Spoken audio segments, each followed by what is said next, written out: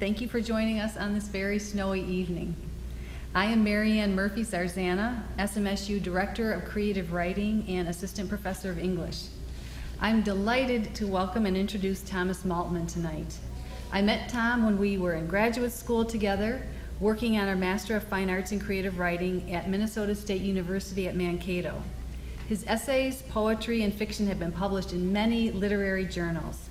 His first novel, The Nightbirds, won an Alex Award, a Spur Award, and the Friends of American Writers Literary Award.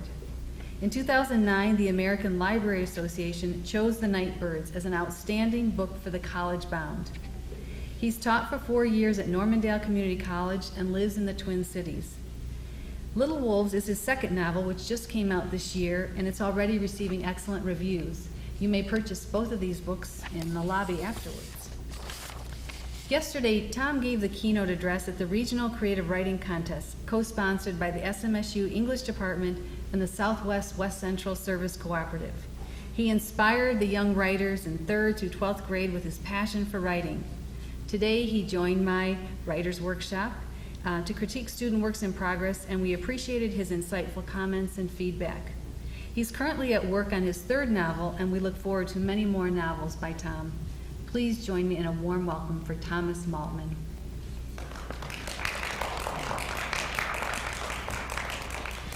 Thank you so much for that introduction, Marianne. It's great to be back here with Marianne and to be here at SMSU. I've really enjoyed my time with the students, and it's been a great couple of days despite the snow. Even despite the snow, we've had fun. So I'm going to read to you from a couple of different chapters from my second novel, Little Wolves.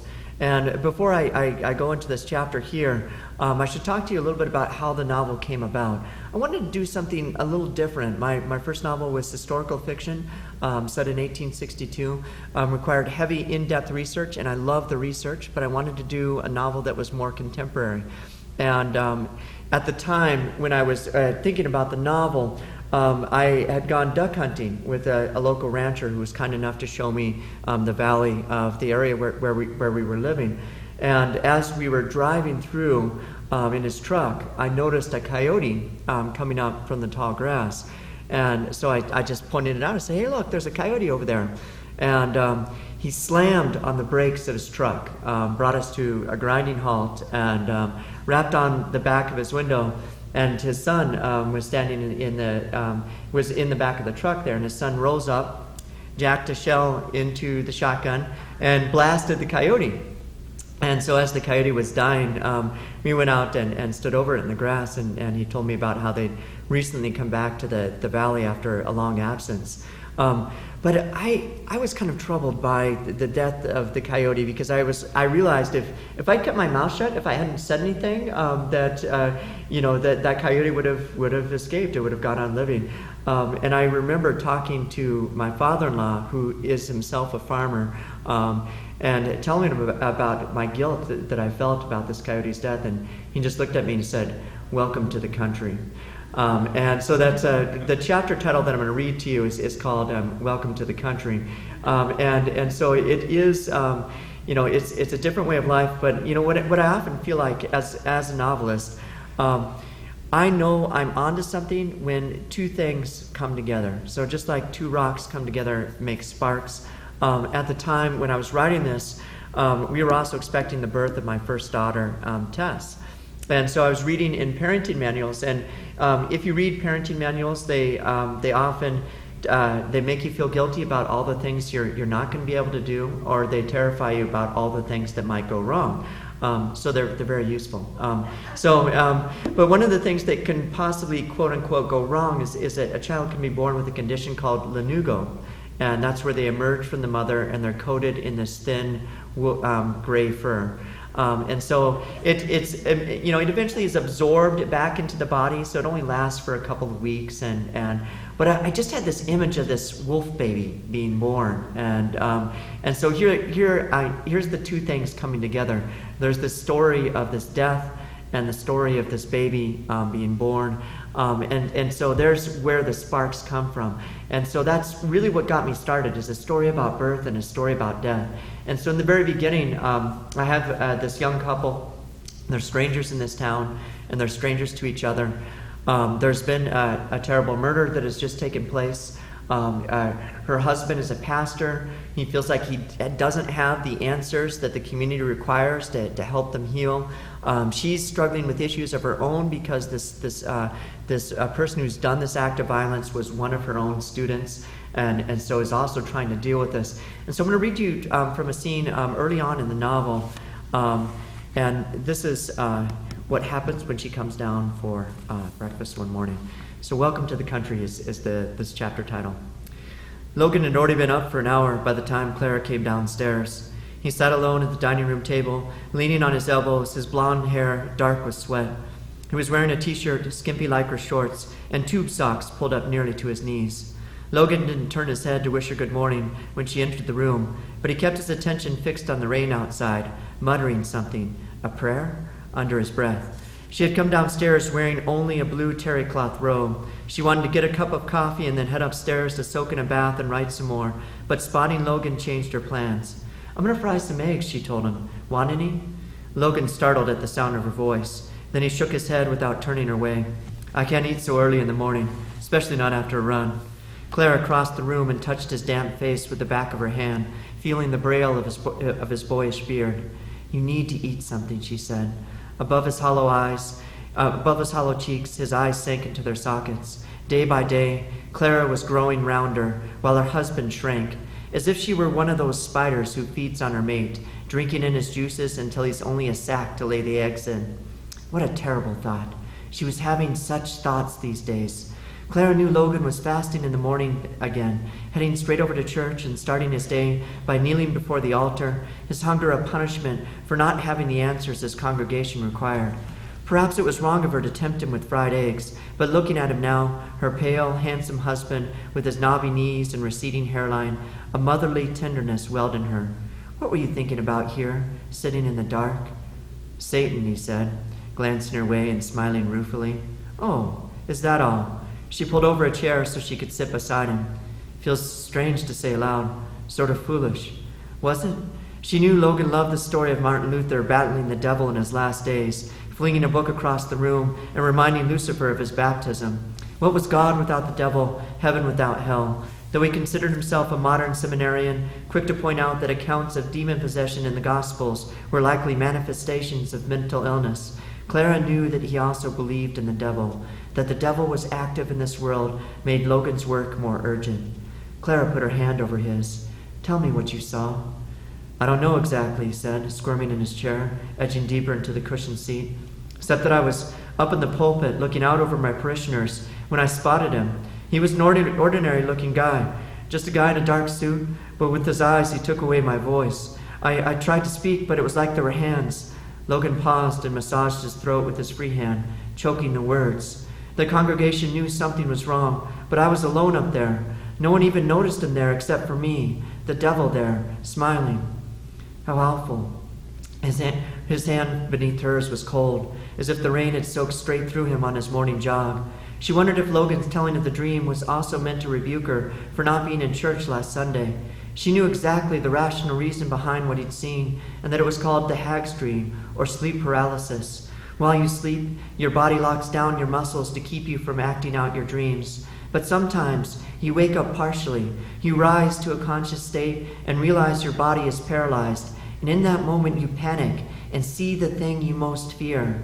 In the Middle Ages, it was a mare, a black horse, which is how the word nightmare comes down to us through the ages. Clara knew what Logan's dream was because she knew her etymology, like any good linguist. But she said nothing to her husband because it wouldn't help him feel any better. She had also had trouble sleeping, her dreams restless and furtive, as if she had tuned in to the voices scattered about town, where the story of what had happened went on and on, a psychic echo. Writing in her notebook, telling her father's stories, soothed the voices and let her rest. Writing was her prayer. The only language she spoke for a time was her hand on his. Nightmares aside, it felt good to be with him in the gloomy morning, touching. The next words slipped out of her without thinking. Was it a mistake to come here? When Logan flinched, she wished she could take it back. Logan withdrew his hand. Doesn't do any good to think about that. We're here. The room next to them was still cluttered with unpacked boxes a couple of months after their arrival. "We could go," Clara said, her voice barely a whisper. "You could tell the Senate bishop it wasn't a good fit. Ask for a reassignment." A faint flush crept into Logan's cheeks as he studied her. 3 years, Clara. If you spend less than that in your first call, it looks bad on your record.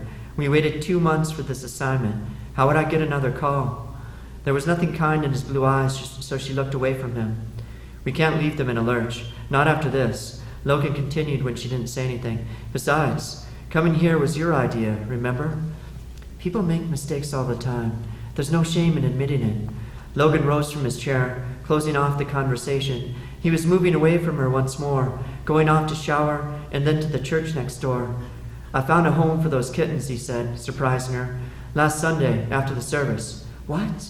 "I think that's part of what's bothering me. My allergies. Just having them in the basement. The Nelson family said they would take them. All their cats died from the distemper. Now they have rats in the barn again." Clara couldn't bear to look at him. "I want to come with when you take them." "No. The Nelsons are very private people." Logan averted his gaze. Had she caught him in a lie? Was he planning on dumping those kittens by the side of the road, or worse? It occurred to her that she didn't know what he was capable of doing. If Clara saw the Nelsons in church, she would ask them about the kittens, but she had no idea whom he was talking about. Most of Logan's congregation were still strangers to her. "They'll all die. They're too small. They were born too late in the fall." "Welcome to the country," Logan said. "I didn't know when I married you that you had a mean streak." Logan touched her hair, patting it. This should have bothered her even more, but his touch took away the other words she was going to say, and she let his fingers linger there. It surprised her how much she wanted him to touch her when she had just been ready to spit in his eye. She shut her eyes while he massaged her scalp. "You feel things too keenly," he said. His voice was lower, calming. His fingers found the ridges in her skull, pressed gently at the tension. "I'm not trying to be mean. You knew from the night you found them you couldn't keep them. Just let me keep them one more day." Logan kissed the top of her head. "A few more days. I'll take them on Friday. The Nelsons are good people, Clara." By good people, it was clear what he meant. His kind of people, church people. She let the comment pass because she could feel the baby stirring inside her. She let it pass because her husband, who had been avoiding her, was touching her, his hands moving from her hair to her shoulders. "The baby," she told him. "It's kicking. Do you want to feel it?" Logan's hands went still. She opened her robe. Her breasts were heavy and full. Beneath them, the globe of her belly stretched, blue veins winding over the surface. Something, a hand or foot, thrust outward from the skin. "Clara," he said, "the curtains are open." The world outside, gauzy with rain. "I don't care."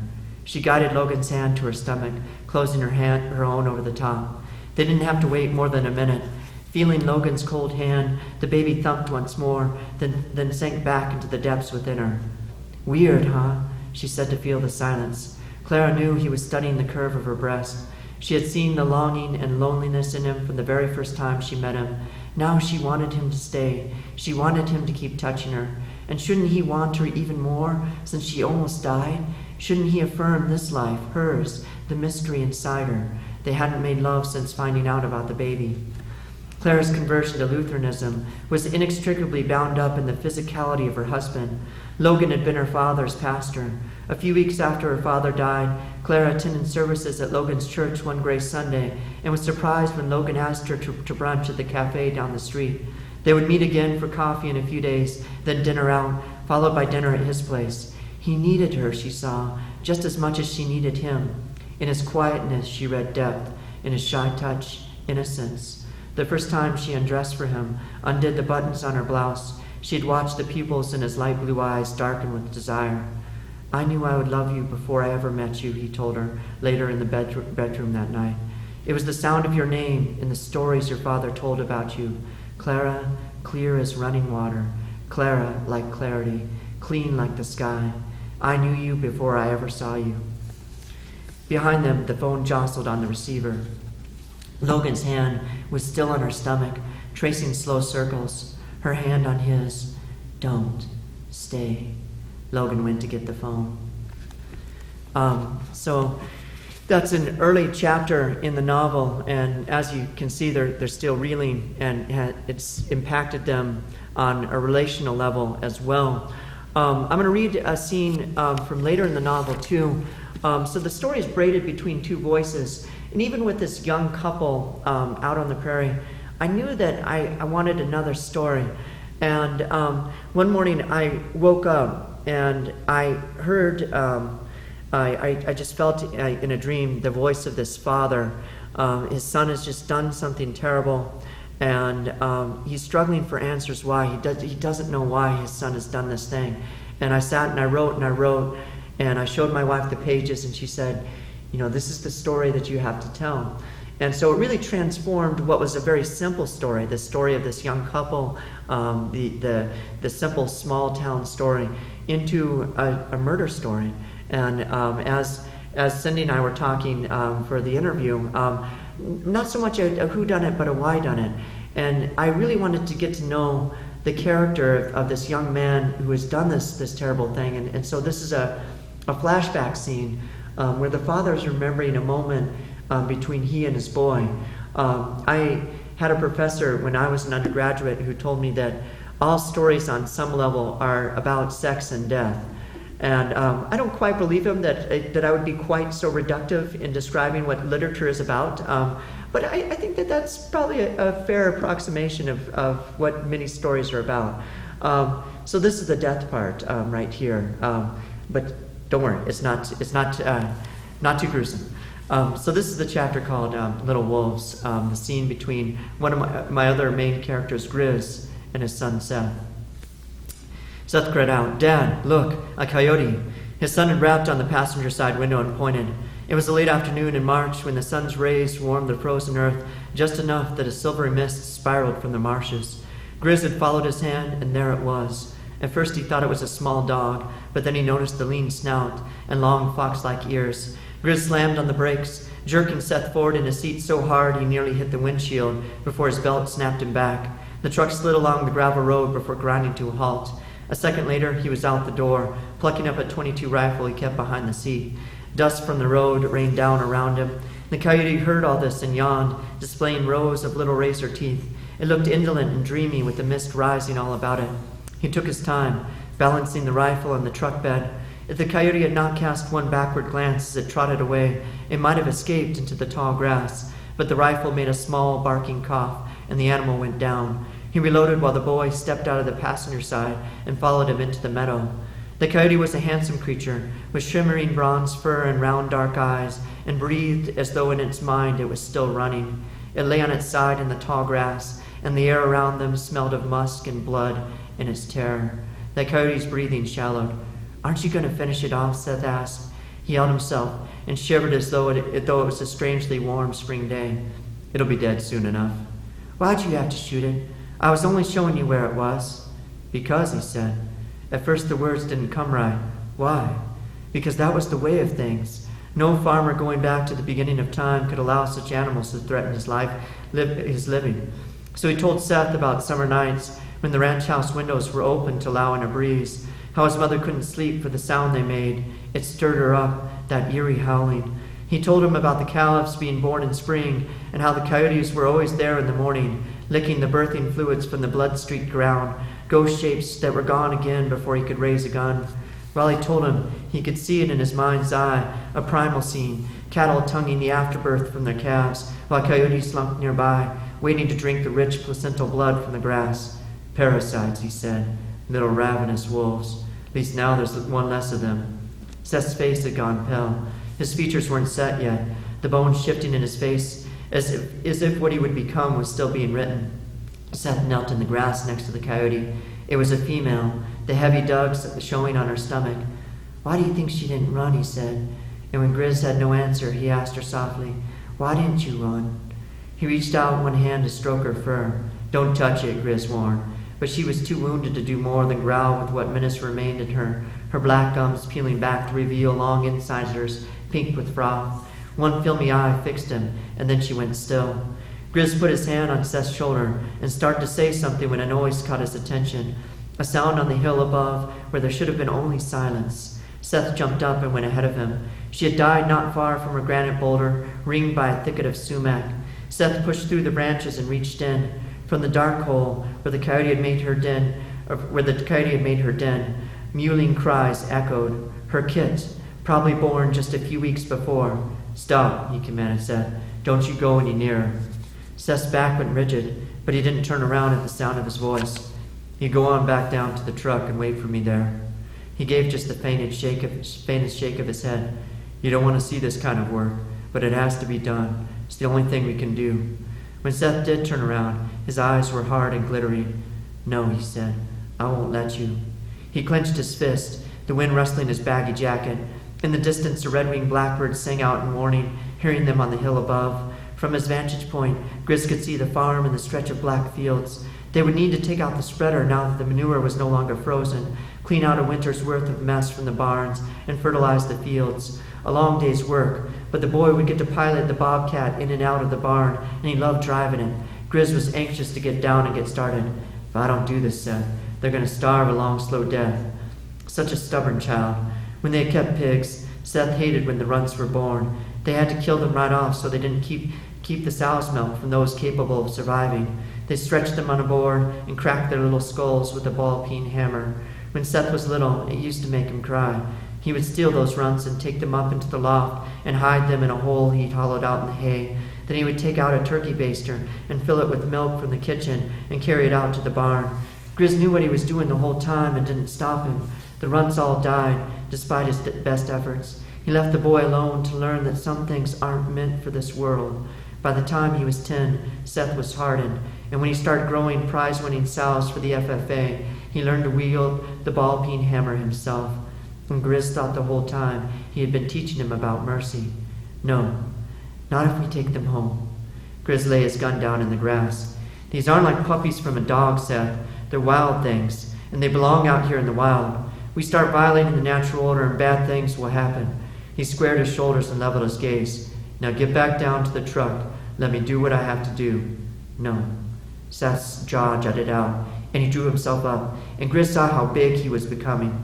Still, he could shove him aside, and it would be all over in a few seconds. His iron-toed boots would crush a few baby coyote skulls, and then it would be done. What do you think people in town will say when they hear we're raising coyotes? I don't care. I'll only keep them until they get big enough to live on their own. One thing that keeps us safe from such creatures is that they fear us. You take away that fear, and you're going to hurt both them and us. Behind them, the whimpering of the pups continued. The boy's eyes watered, but he kept his footing. And when Grizz laid a hand on his shoulder, he flinched. That one action, a simple flinch, took away his breath. His son thought he was going to hit him. He never hit Seth, hadn't whipped him in years. Okay, he said. Okay. We can take them home, but they have to sleep in the old brood house. We can't have them in the barn or anywhere near the cows. You're going to have to make sure they're cleaned every day. We'll get one of those heating lamps, Seth said. I'll stretch a cord from the barn, and we can keep them in a box with some blankets, and we can feed them with the calving bottles. Not a word in school, understand? I don't want people in town hearing what we've done. Seth drew his hand across his mouth, zipping it shut. One by one, the 3 pups were lifted, blind and trembling from the den, and deposited in the warmth of Seth's coat. They rode home together, with that pungent scent filling up the cab, and the sound of them crying so loud, Grizz could hardly hear himself think. The boy talked to them in a cooing voice, wincing when a claw hooked his chest under the shirt. Little wolves, is that what you called them, Dad? It's what some call coyotes, sure. My little wolves, he said. I'm going to take care of you. All through the spring and summer, Seth fed them faithfully with the bottle they used for the calves and formula from Juergen's corner, replacing the nipples that the coyotes gnawed to rubbery shreds. When they were big enough to eat from his hand, he let them go, true to his word. They'd come back every night since. The boy was not surprised, not supposed to feed them anymore, but Grizz knew that he took them scraps and dry dog food, and that was how they came to be so large, the size of wolves instead of bony coyotes. So that's a flashback scene when Grizz is remembering his son. After his son dies early in the book, his son has murdered the town sheriff and killed himself then in a field of corn. So after his son has done this thing, his father, of course, is searching for answers. But after he's done this thing too, the coyotes, they still come back. The boy had held them at bay basically, and they invade the town, and the town's not sure what to do with these animals that come by night, and they're afraid of them. And so it's partly the story that the pastor's wife knows in some ways that these animals are still searching for this boy. And so that's a third braid that works in there. I'm fascinated by stories of feral children, children who have been raised by animals. And so there's this fairy tale of this child who during a time of war is rescued by this wolf mother and raised out on the prairie. And so that's a third story that gets braided in with Clara's story and with Logan's story too. And they all come together in some ways. That's what I like to do is when you have a braided story, to see the different ways that they might connect, hopefully in ways that are surprising and for your reader. But those are my two main characters and two early scenes from the novel. And I think at this point, we'd like to open it up to questions. And so you've heard these scenes here, and I'm curious if there's any questions that you all have out there in the audience.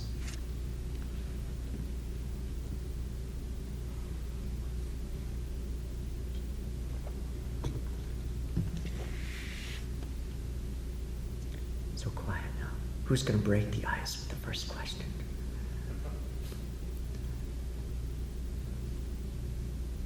Yeah, go ahead, Jim. We were talking a little bit today about writing and revising, and Mary Ann in the introduction said you're working on a third book. Do you have like a fourth or fifth sitting out there? Are you somebody that has, multiple things going at one time, or? Yeah, so I talked a little bit about the last Dauphin, about the French prince who escaped to live among the Indians, and I do want to start a novel too about the Vikings coming to Minnesota and discovering Minnesota and that rune stone that's up in Alexandria, and just kind of a fun novel that would dance back and forth between a scholar who's looking at the stone, believing it real, and the Vikings themselves actually in Minnesota. So that's my fourth planned work, and there's other stories that I feel a longing to tell. I would say that my one trait as a writer is simple, dogged persistence. I will stick with something to the very bitter end.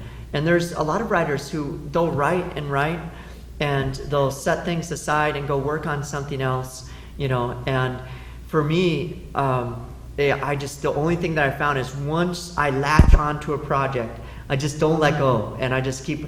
And so that's hard because with a novel, especially for me, not having as much writing time as I would like, it means you're in it for a long haul. And so I'm tempted. I really love to go write some poems or do a short story because you can be done with a short story maybe in a few weeks, or if you're lucky, maybe a draft will blaze out in a week. But I get stuck, and that's the one thing that I do is I'm able to finish stuff because I latch on, I don't let go, and I hold on until I'm sure that it's done. So I do think it's healthier. I would advise the younger writers here. I think work on something for a while, and when you hit a dead end, it's the smart thing is to set it aside and to work on something else. That's the smart thing. I don't do the smart thing, but I'm still able to finish stuff, but I'm stubborn, So that's all. Is I do have these other ideas out here, and I'm hoping that I get smarter about it, Jim. And so with this next project, when I write it, I've tried several things. This historical fiction. I started a tentative draft last summer. That's kind of a steampunk draft, Have you guys, what steampunk is, with the balloons, and all kinds of stuff going on, and yeah. Yeah, I love his stuff. Yeah. Oh, yeah. So I had, like the gargoyles of Notre Dame, and they would come alive at night, and the gargoyles served the church, and or like the Brotherhood, they were called. And, so I had all these kind of different elements going. But, then there's part of me that's torn that's like, there's so much drama in the real history. Why do I need to add the steampunk elements? Because there's already a lot of drama in the actual history.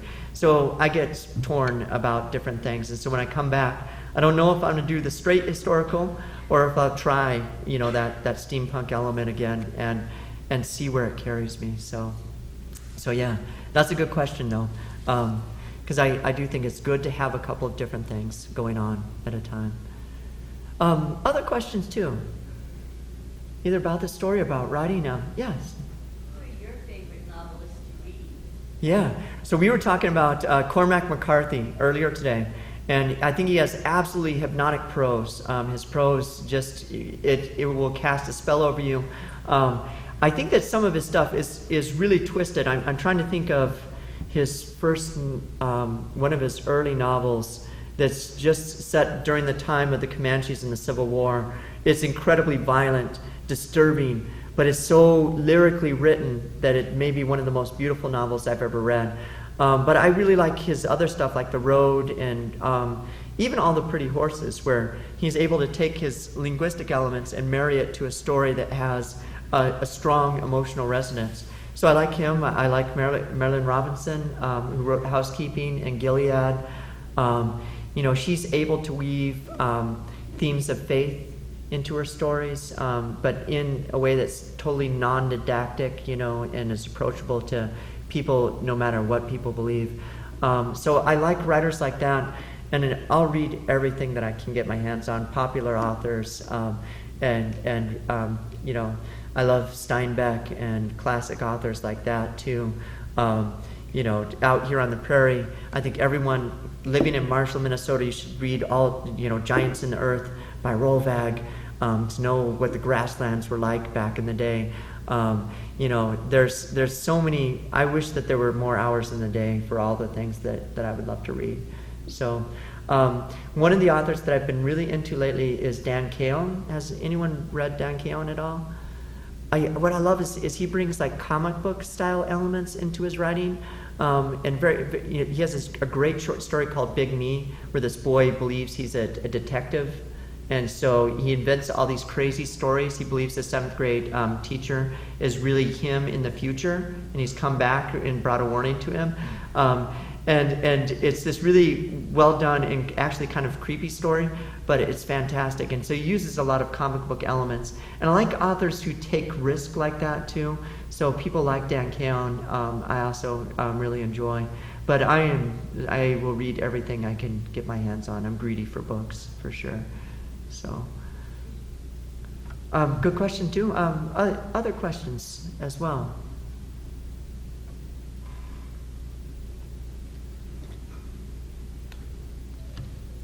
Take this lid off.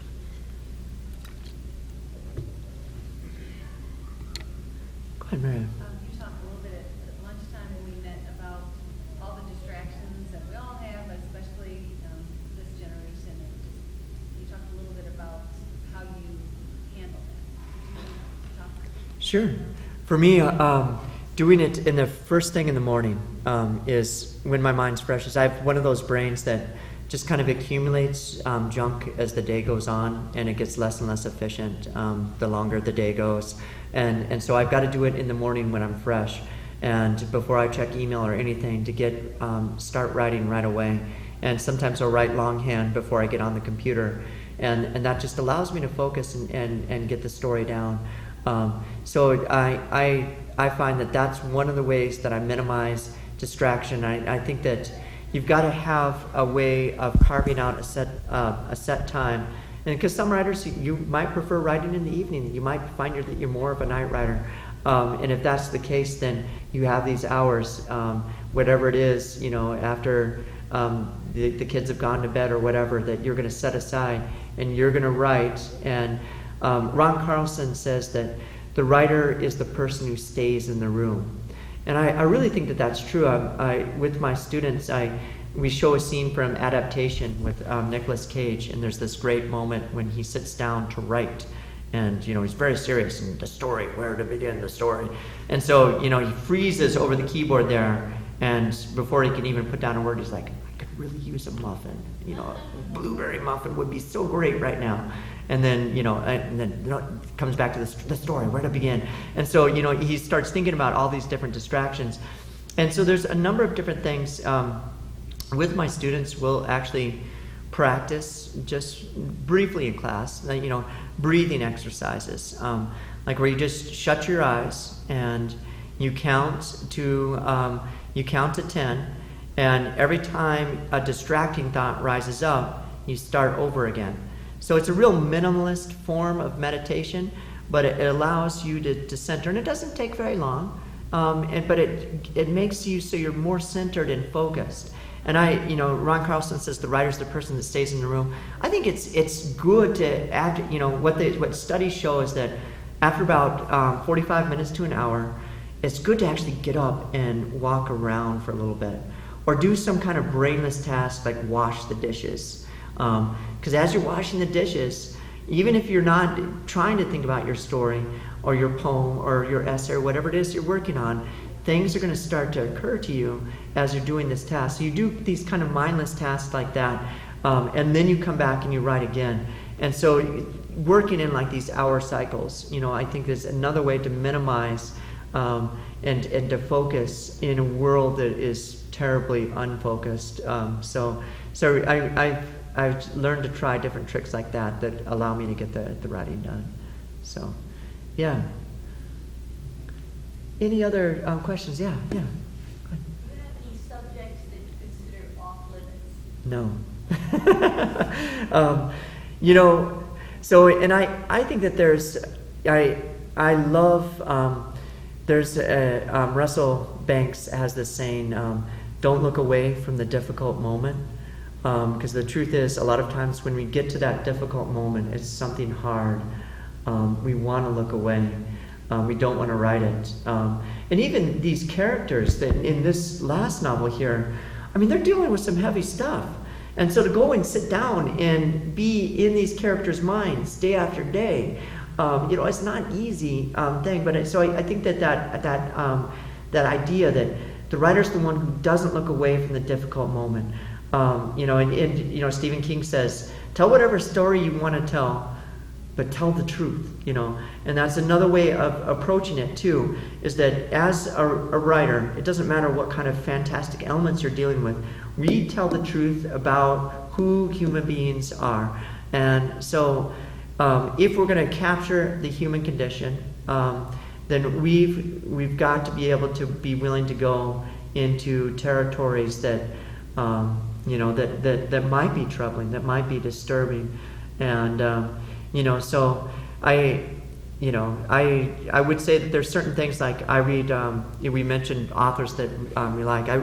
I read George R. Martin, the Game of Thrones series. So we were talking about him earlier, and we're really great at pacing. But the dude is obsessed with incest. I'm sorry. There's like, how many different incest? Every single royal family in there, they've got some kind of incest theme going on. I'm just like, come on. All right, we get it, So I just, that's one of the big weaknesses of that series in my mind is it's just too much, But so there are some themes that I don't want to write about that I definitely I would go out of my way not to write about, but there's definitely, I would say, there's no off-limits subject, none that I would, I want to write books that struggle with hard issues, that ask, why, how do we make meaning of our suffering? What does evil mean? Why do people do evil? And that deal with those issues frankly. So, so for me, I would say no off-limits subjects. I want to find, I want to tell the truth as much as I can. So, but great question though. Are there off-limits subjects for you? Well, I would say that when it's starting to deal with people I know, Yeah. and I feel it's an invasion of privacy, Mhm. that's when I have to look really hard Mhm. at whether it is worth it to invade somebody's privacy in order to say what it is I have to say. And that really depends on, I think, the situation, the story that you're trying to tell, like for a memoir, for instance. If you're writing a memoir about your family, wow, that's hard to tell that kind of story. I think with fiction, you're allowed a certain amount of latitude. People understand that it may have its basis in a true story, but they know it's a work of the imagination. And so even if it has its basis in something true, I think that you're allowed some freedom. And so you can write about a guy and put a mustache on him, and if he complains, say, no, that wasn't you. He has a mustache. You don't have a mustache. So not that I would do that. I wouldn't. But I do think that there, I don't know. We were talking about the Tobias Wolff quote earlier, that as soon as a writer is born into a family, that family is ruined. And I wouldn't go that far. Like my parents, because they might write about the family life or whatever. I can remember when I first started writing poetry, my mother would say, "Watch out what you say around him. We might end up in one of his poems." So and Anne Lamott says, she's like, don't be sorry about writing about people in your life. She's like, if they're upset about it, then they should have been nicer to you, is what Anne Lamott says. And I wouldn't go that far either. And I would say I would never want somebody to be hurt by a story that I told, whether it's someone I love or even somebody who I don't love. But I hopefully don't tell the kind of stories that would hurt people, while they deal with hard issues. I hope that in the end that they're still hopeful stories. So yeah. Was there something specific you were thinking about, with the, not hurting people or? Well, I just wrote a poem today about it, so. Still fresh on your mind. Yeah. And poets, again, it's you're closer to the truth. You don't get quite as much latitude as maybe the fiction writers do. So, well, maybe one last question, if there's any other questions out there.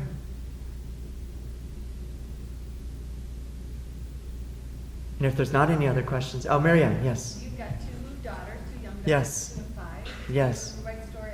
Think of writers who have written stories for their children or whatever. Sure. Do you have any? Yeah, so one of the main characters in this novel, Clara, she's come back to this town. She suspects it's where her mother was from, and she's never knew her mother. Her mother died shortly after giving birth to her in a car accident, so she's come back to this town. Her father refuses to speak about the mother, and the only stories that he will tell her about her identity are these stories that this wolf, this child rescued by this wolf, and this child on the prairie. And so that's all that she has to go on. So the very first one is it's almost like a children's story. And so I read it to my daughter at night. I said I finished the pages, and it was really kind of fun when she was this was a few years ago when I first started the novel, and could sit down and read her and see whether or not to watch on this 5-year-old's face if she was hooked, and she wanted to know what happened next. What happened to the baby and the wolf, and would ask me about it. Then I knew that again, I was onto something. So I do, and I like watching them tell stories, watching them write. One of the things that she did a few summers ago is they would go out into the backyard and they would act out these stories. The Kids and the Witch was one of the stories that she would act out. And she would, the stories always killed off the parents. I tried not to get offended that she would kill me off right away in their stories. But she and her sister would be these orphans in these stories. But I love that she would act them out before she would write them down. And because I do think that that's a good thing for you to do as a writer is, really kind of act out your stories sometimes will help you realize things about them. So I have written some things that I read to them. But she came down and I saw her the other day. She was 8 years old now, and she was reading some of this novel, and I was like, "Oh, it's not really for you." I didn't want to say anything. I was like, "Oh, you need to wait till you're a few years older before you tackle that one." So I didn't say anything, and eventually she, set it aside. Maybe realizing that it was, she's not quite old enough for on her own without me having to say anything. But yeah, there are some parts that I've shared with her. So.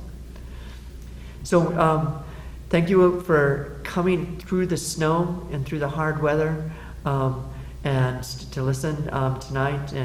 And it's great to see all of you here. And thank you to Marianne and to Jim and to the entire English department, creative writing department here at Southwest State. You guys are awesome, and it's been fun to be here.